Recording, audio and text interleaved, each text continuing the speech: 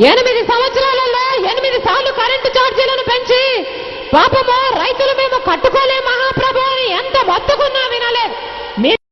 వారి కోసం ప్రత్యేకమైన పోలీస్ స్టేషన్లను పెట్టాడు, ఫాస్ట్ ట్రాక్ కోర్టులను పెట్టారు. అవమానాలు తట్టుకోలేక బకాయిలు కట్టలేక వేల కొద్ది రైతులు మన రాష్ట్రంలో ఆత్మహత్యలు చేసుకుంటే రాజశేఖర రెడ్డి గారు పాపం ఆర్థిక ఇబ్బందుల్లో ఉన్నారు, వారికి సహాయం చేయండి అంటే ₹1 ఇచ్చిన పాపాన పోలేదు చంద్రబాబు గారు. ఆఖరికి రాజశేఖర రెడ్డి గారు ముఖ్యమంత్రి అయిన తర్వాత చంద్రబాబు గారి హయాంలో ఆత్మహత్యలు చేసుకున్న రైతు కుటుంబాలకి రాజశేఖర రెడ్డి గారు ₹1,50,000 ఎక్స్గ్రేషియా ఇచ్చిన ఘనత రాజశేఖర రెడ్డి గారు. ఎన్టీఆర్ గారు 2 వాగ్దానాలు చేశారు, రెండిట్లో ఏ ఒక్కటి నిలబెట్టుకోలేదు చంద్రబాబు గారు. చంద్రబాబు గారు స్వయంగా కూడా కొన్ని వాగ్దానాలు చేశాడు. మహిళలందరికీ బంగారు మంగళసూత్రాలు ఇస్తానన్నాడు, బాలికలకి సైకిళ్లు ఇస్తానన్నాడు, 15 లక్షల రేషన్ కార్డులను ఎక్కువ ఇస్తానని చెప్పాడు, ఎన్నో మాటలు చెప్పాడు. కానీ అధికారంలో ఉన్నాడు కదా అని పాపం ప్రజలంతా ఆశగా చూస్తే ఒక్కటంటే ఒక్క వాగ్దానం నిలబెట్టుకున్న పాపాన పోలేదు చంద్రబాబు గారు. ఇప్పుడు మళ్ళీ చెబుతున్నాడు, ఆడపిల్ల పుడితే 2 లక్షలు ఇస్తాడట, రుణమాఫీ చేస్తాడట, ఉచిత విద్యుత్ ఇస్తాడట, ఫీజు రీయింబర్స్మెంట్ చేస్తాడట, ఆరోగ్యశ్రీ చేస్తాడట. మరి ఇవన్నీ మీరు అధికారంలో ఉన్నప్పుడు ఎందుకు చేయలేదు చంద్రబాబు గారు అంటే దానికి సమాధానం చెప్పడు చంద్రబాబు గారు. ఒక సామెత ఉంది, దున్నపోతా దున్నపోతా ఎందుకు దున్నలేదు అంటే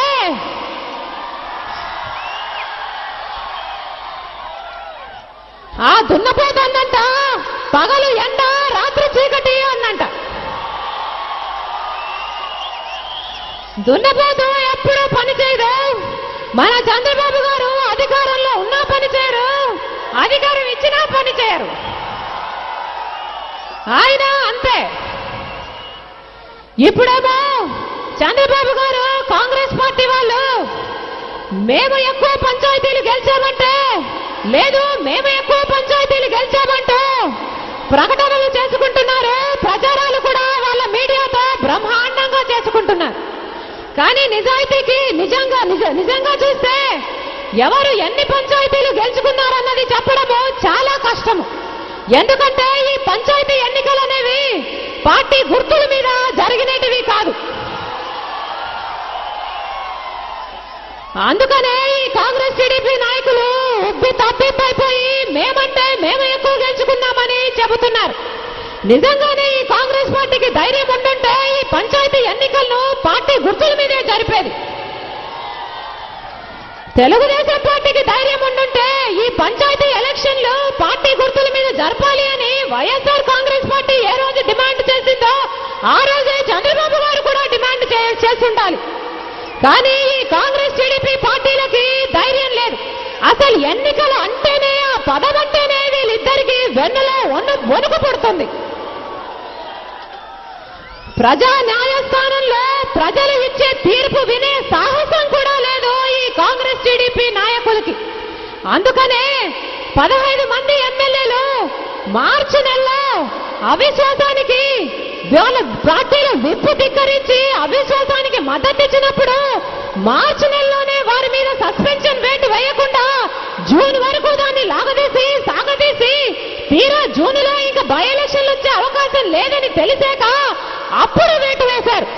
ఈ కాంగ్రెస్ టీడీపీ పార్టీలకు ధైర్యం ఉంటుంటే ఈ కాంగ్రెస్ వాళ్ళు అవిశ్వాసాన్ని విప్పు ధిక్కరించిన ఎమ్మెల్యేల మీద వేటు వేయండి, ఎన్నికలు పెట్టండి అని ఆ రోజు కాంగ్రెస్ పార్టీ కోరలేదు. ఈ ఎమ్మెల్యేల మీద వేటు వేయండి, ఎన్నికలు పెట్టండి అని ఆ రోజు తెలుగుదేశం పార్టీ కూడా కోరలేదు. ఎందుకంటే వీళ్ళకు తెలుసు ఉప ఎన్నికలు వచ్చాయి అంటే పోయిన ఏడాది వచ్చిన ఉప ఎన్నికలలోగా అన్ని సీట్లు వైఎస్ఆర్ కాంగ్రెస్ పార్టీ కైవసం చేసుకుంటుందని వీరికి తెలుసు. ఉప ఎన్నికలు వచ్చాయి అంటే ఈ కాంగ్రెస్ టీడీపీ పార్టీలకు కనీసము డిపాజిట్లు కూడా రావన్న సంగతి వీరికి తెలుసు. కనీసము ఉప ఎన్నికలు, పంచాయతీ ఎన్నికలు కూడా భయపడే ఈ నాయకుల్ని నాయకులు అంటారా లేకపోతే పిరికి పందలు అంటారా?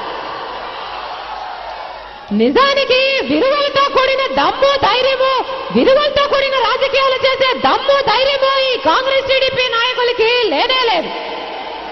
అందుకనే ప్రతి ఎలక్షన్ లో ప్రతి ప్రతి విషయంలో కాంగ్రెస్ టీడీపీ కుమ్మక్కైతూనే ఉంది. ఆఖరికి జగనన్న విషయంలో కూడా కుమ్మక్కయి కుట్రలు పన్ని అబద్ధపు కేసులు పెట్టి సిబిఐని ఉసిగొల్పి జగనన్నను జైలు పాలు చేశారు. కానీ బోనులో ఉన్న సింహము సింహమే. దేవుడు ఉన్నాడు అన్నది ఎంత నిజమో, మంచివారి పక్షాన ఆయన నిలబడతాడు అన్నది కూడా అంతే నిజం. ఉదయించే సూర్యుడిని ఎవ్వరూ ఆపలేరు, జగనన్నని కూడా ఎవ్వరూ ఆపలేరు. ఆపడమో ఈ తెలుగుదేశం కాంగ్రెస్ పార్టీ నాయకుల తరం కాదు. ఒకరోజు త్వరలోనే వస్తుంది. ఆ